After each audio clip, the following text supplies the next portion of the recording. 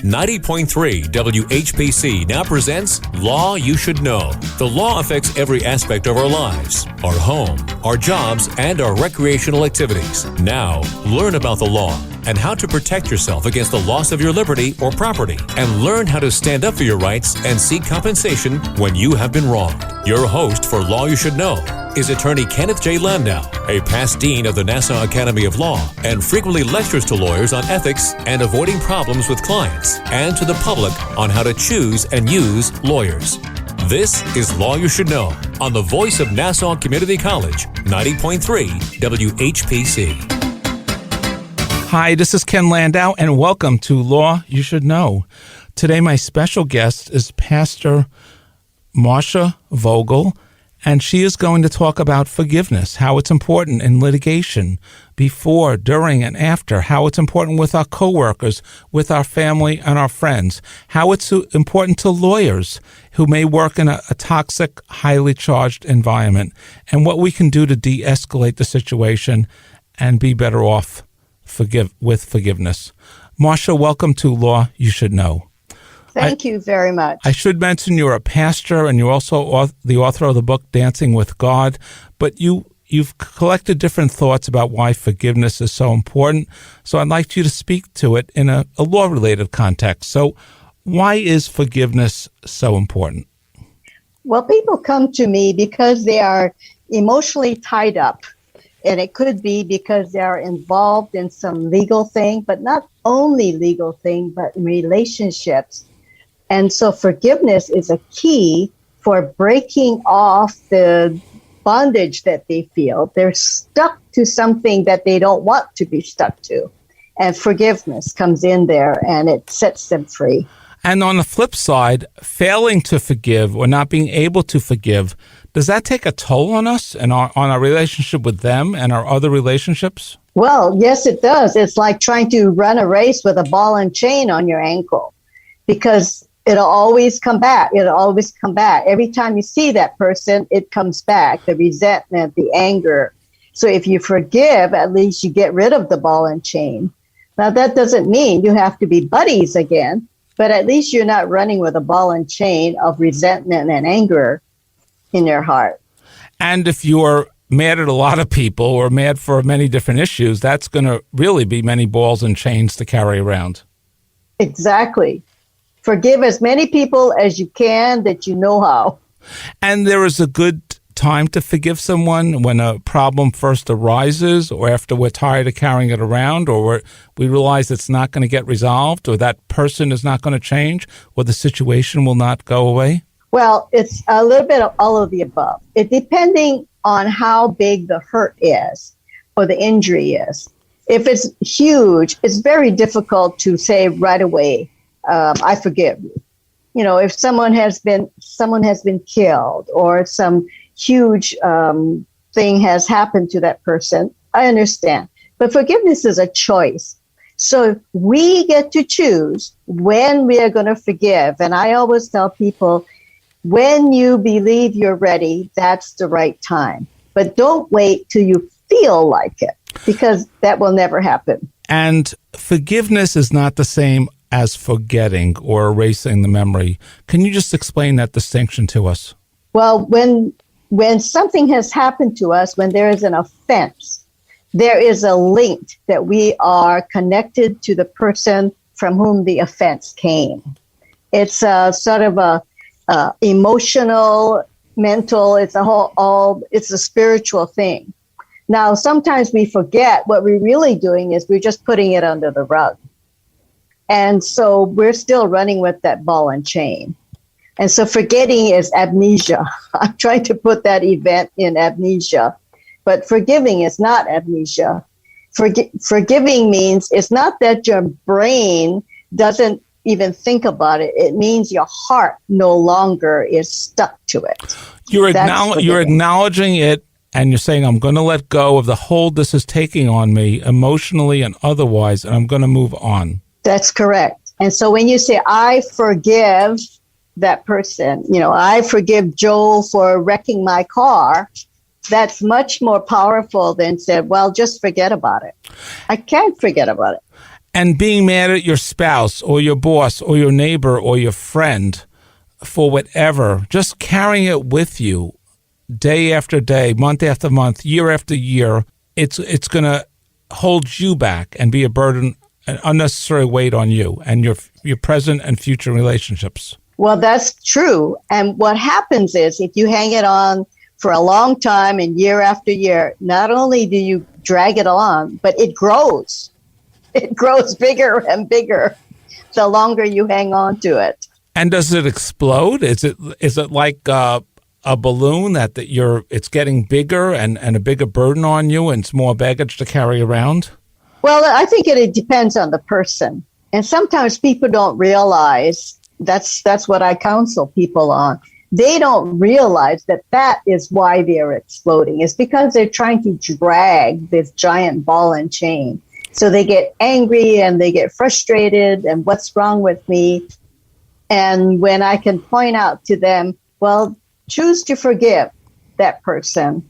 Let's see what happens. And usually it breaks off. The ball and chain is removed, left behind, and they can go forward. And you help them realize what's on their mind and what's really making them anger. And it may not just make them angry at that person, it may make them angry at the world. Yes, it flows in. So usually what I ask them, a lot of times I ask them, well, what are you angry about? And they will say, well, I don't know. They say everything. I said, okay, list them. And once we start listing them, then it becomes clearer for what the root one is. Maybe they're angry at their parent, but they're angry at the world. I'm angry at my neighbor, my boss, my dog. But the root one is they're angry at a parent. And again, many of these things may not be intentional. They may not really be so intentional, but intentional or not, it's something. The person who is on the receiving end of this or believes they should forgive to help themselves. Right. Forgiving is really for our own good, because there are things that happen that the perpetrator doesn't even know they hurt you. And so the forgiveness doesn't depend on the person who hurt you. So, if I bumped into somebody in a store and I fell down and broke my arm, there are chances that person doesn't know they bumped into me, but I'm the one carrying it.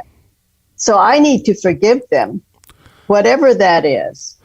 And what if you were, let's say, a crime victim or victim of a economic fraud? Mm-hmm. What does it, what's going on there? Do you may be forgiving them, or you may be forgetting? It doesn't mean you're forgetting about it. It doesn't mean you're letting them off the hook, but you're not going to let it overwhelm you, the hate, the anger. That's correct. One of the things that people misunderstand about forgiveness is thinking that forgiveness says whatever you did to me was okay. That's not what forgiveness is. Forgiveness also is not whatever you did to me, I have to accept. That's not what forgiveness is. Forgiveness does not say that you can there's no justice. I cannot go after you for justice. That's not forgiveness. Forgiveness has to do with my heart and how I see you and how I relate to you. So if you ram into me on an automobile accident, I can forgive you, but I have every right to make a claim on your insurance. I have every right to get restitution. I don't have to be mad at you. I don't have to be angry and get revenge, but I will get justice. And you may not get compensated for that anger and revenge, and it may take a toll on yourself and not the other person. That's right. So exactly. I think we're going to move on to some concrete legal situations and how this idea may work. First, okay. I'd like to remind our listeners that we're listening to Marcia Vogl, and she is talking to us about the idea of forgiveness before, during, and especially after litigation. You're listening to Law You Should Know on 90.3 FM, the voice of WHPC Radio in Nassau County, New York. If you missed any portion of this program or you'd like to tell someone else about it, you can go to the podcast, and many other podcasts about the law and law-related subjects are available at our website, nccradio.org. So let's say that someone's been involved in a divorce or going through a divorce or has been through a divorce, if they are not forgiving, if their anger at the lawyers, at the spouse, at the other parties who may have been involved, why is that harmful to them, and how can they escape from that? Many times when a divorce happens, the person starts blaming themselves, that they were a failure in divorce. And so now it's a failure for the spouse that they're divorcing. It affects the children too. And a failure, my lawyer didn't get what I wanted. And so as you go through that, there comes a time where if you forgive your spouse for being a failure in the marriage, forgive yourself for failing in the marriage. Forgive your attorneys for not doing things the way you want it to. Then that way that breaks off any ties of resentment and revenge or anger that may be swelling up in you. And that sets you free to move on with your life. Many people say, well, I'm divorced, I'm going to move on. But they can't because they haven't forgiven. And so you're saying what has been done, what has happened, good or bad, is over with, and it's just time to move on and focus on the present and the future. If you really want to move on, you need to forgive. Because if you don't forgive, you're going to pretend you're going to move on, but it's not going to happen because your heart and your mind is still stuck to the past hurts that came from the marriage or the past injustices. And instead of focusing on new opportunities, new openings to move on, you're going to be consumed with vengeance and hate and negative thoughts. Well, yes, and your new opportunities can be colored by how you felt what happened the last time, and then you've missed. You just missed a good opportunity because you just put the covering of your old experience on it. And also when you're trying to litigate or go to court or sue over anything, whether it's a matrimonial case, a commercial matter, even a landlord-tenant or some kind of debt or contract, if you stay in a litigation posture, there may be a winner or a loser, or both parties may be unhappy with the result. Do you think it's better from your perspective to have some discussion, to have a mediator, perhaps a friend, perhaps a pastor like yourself, perhaps a lawyer who acts as a mediator, try to let the parties air out their grievances? Perhaps there can be some compensation achieved, but the idea is they reach a situation they can both accept the resolution and result. Are they then in a greater opportunity to move on? If you can reach that. But I will say my experience is most people don't get to that point until near the end. Somebody has to make a decision. And the part that's, I'll tell you a story. I had a neighbor who was taken to small claims court. And he was 80 years old. It was just a minor thing about buying some furniture. And he was so tied up in it for days. He couldn't sleep. He couldn't eat. He couldn't think straight. And so the whole idea of litigation, it just wrecked him. And I'm sure it wrecked the party who was bringing the action against him.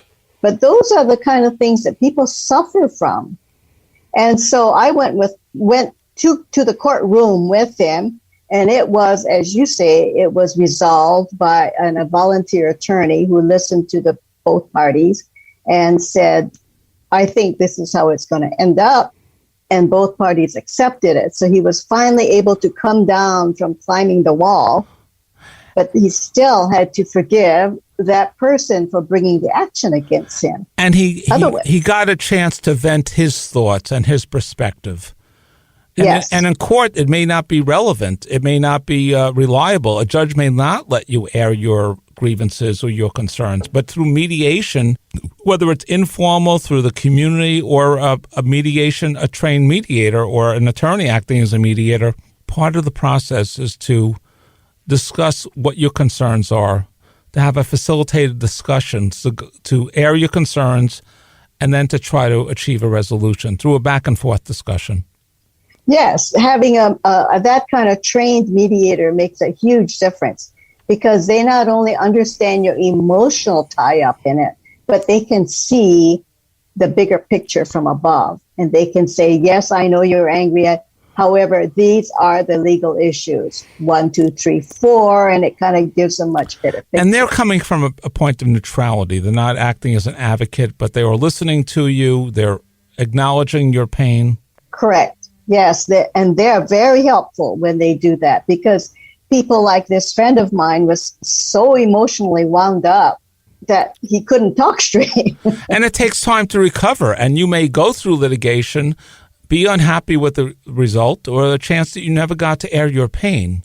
Yes. So even that can be forgiven. I forgive the person A for not allowing me to air my pain.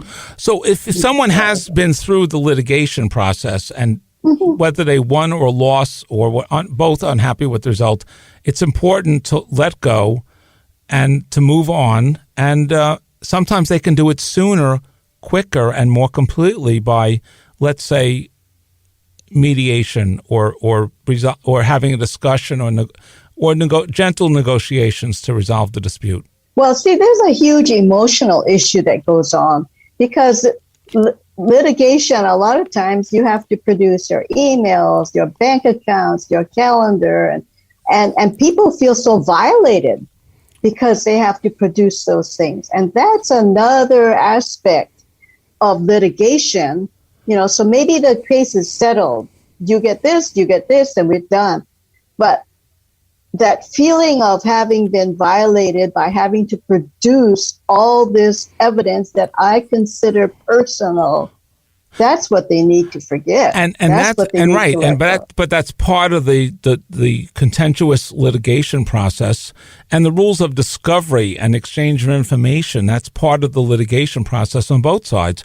And many people are unhappy with it going to irrelevant or personal or medical information, but that's part of the litigation process for both sides. And that's another reason to have an informed discussion, because people can avoid all that deep dive into their personal and perhaps unrelated activities. Well, and also if they can, in those situations, if they can forgive sooner better than later, because when people are still tied up, they tend to want to hide information, give false information, twist things a little bit, and that just makes it worse.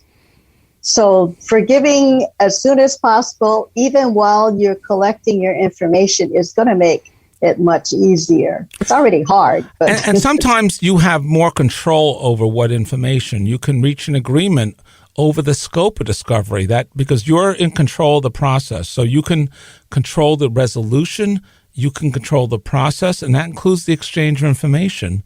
So that's a much more user-friendly, litigator-friendly process. It's probably going to be less expensive and less taxing emotionally. Yes. And you don't have to argue with your attorney about, why do I have to produce this?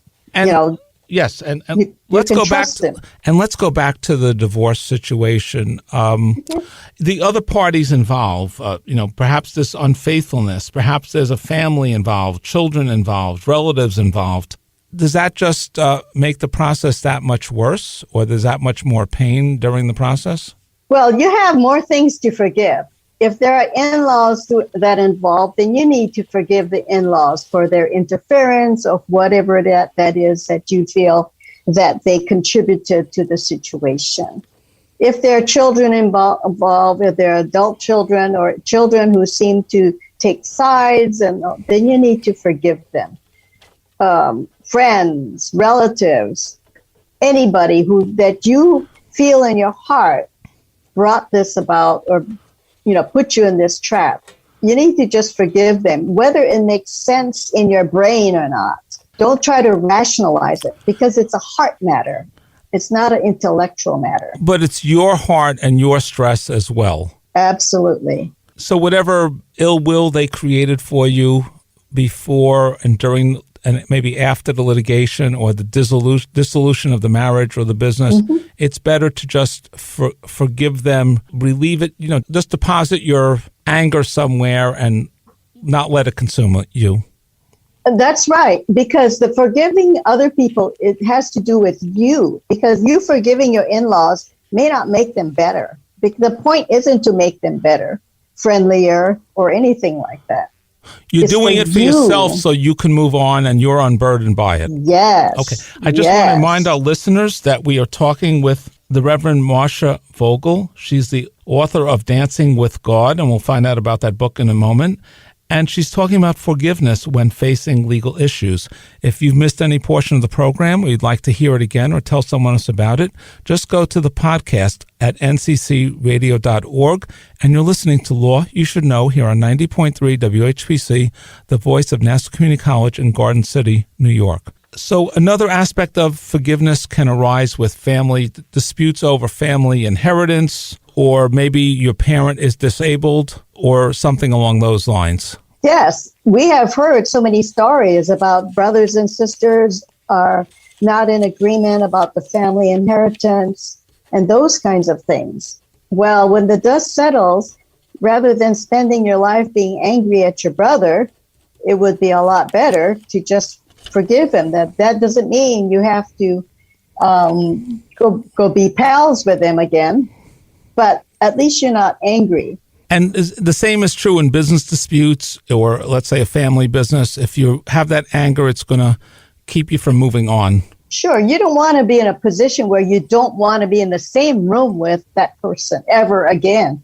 I mean, you have not forgiven if that's the case. And what about in terms of rivalry? Let's say you had rivalry growing up, when you're a young adult, when you're working, you feel you're rivals with other families or other neighbors. What can you do? Why is it good to avoid those situations? Well, you don't want the rivalry to explode. That's the thing. And unforgiveness will cause that rivalry to get bigger and bigger, and then it explodes, and everybody's hurt then. So it doesn't mean you have to go and be on the same team, but it doesn't mean it means that you don't have to be out to put the other person down and get rid of them. Okay. In your book and in your work, you've also developed the 5 steps of forgiving. Can you just tell us what they are briefly? Okay. The 5 steps in forgiving is if you expect some kind of payback or restitution, if you're willing to let go of that restitution, that's a big first step. If you're willing to let go of an apology, which many people want in lieu of that, let it go. If you're willing to let go of a reason, tell me why you did this, let it go. How about letting go of explanation, which is facts and figures? Then let it go. And then let go of excuses, like it wasn't my fault, the alarm clock didn't ring, or my children didn't put away their stuff. Whatever you want to shift the blame. So all of those things are important. And you can be mad about those things or upset about those things, but you have to forgive them so you can move on with your own life. Well, we've heard people say, one day I'm going to know why they did that. Well, you haven't totally forgiven. You need to say, I don't have to know why. I can go on and live without knowing why. And tell us about some of the information that's available on your website that our listeners, tell us your website and what information our listeners can find there. Okay, my website is www.Marcia Chang Vogl, all one word, MarciaChang, V as in Victor, OGL.com.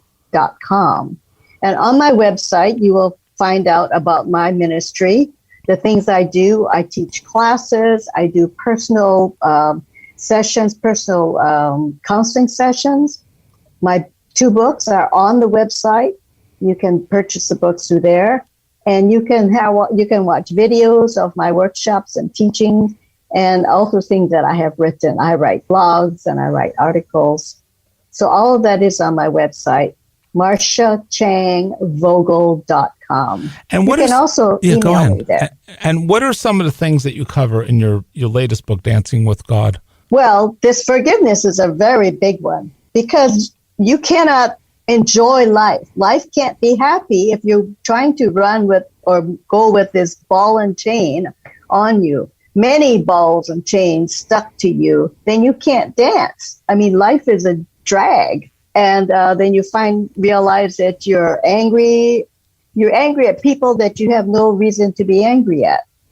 And so my book, Dancing with God, talks about various aspects.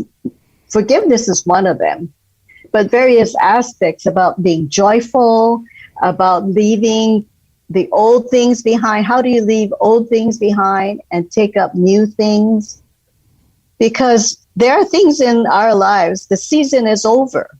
And so you can't, that's like the teddy bear. I'm no longer a teddy bear holder. There comes a time when I have to let go of the teddy bear and move on to something else, which is the same thing in our lives, from job to job, from raising children to having adult children, parents, friends. There's lots of things in life. And that's one of the major things I address, because people get stuck in hanging on to the old stuff and not able to grab onto the new things. And through forgiveness, you can resolve your differences, your disputes. You can agree to disagree, or you can resolve perhaps your past disputes through perhaps through an intermediary or a negotiation or a discussion, and then you're free to move on. Right. And the important thing is forgiveness for your sake. It's for your sake. It's not to make the other person good or better. It's to make you better. As a lawyer representing someone in litigation, whether they won or lost, is it important for the lawyer to encourage their client to move on once the litigation is over? Oh, yes. And the move on would be forgive. Forgive the other party, forgive the other lawyer, even forgive me if I didn't produce the way you wanted me to. Just forgive so that your life can move on to the next step. I'd like to thank our guest, the Marcia Vogl, for talking to us about forgiveness, especially when facing legal matters. If you missed any portion of the program, you can listen to the podcast or tell someone else about the podcast at nccradio.org. And thank you for joining us on WHPC 90.3, the voice of Nassau Community College in Garden City, New York. And please join us next week at this same time for another program on Law You Should Know.